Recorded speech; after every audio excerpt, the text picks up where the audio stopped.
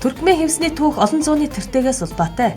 Манай эртний өмнөх 3 дугаар зуунд хевсийг эртний Европ руу зөөж Ромын эзэн хаад дуртай худалдаа авдаг байжээ.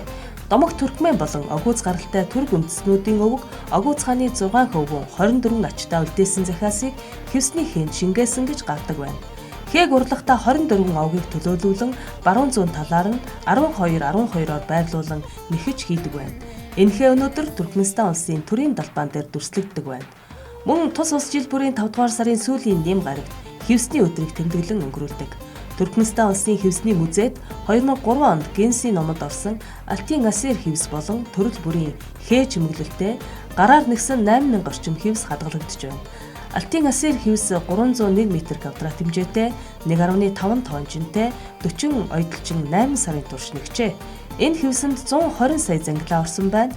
Туркмен хевс нь хурц улаан өнгөтэй хээ бүрэн Туркмений овог аймагуудын онцлогийг илэрхийлдэг байна.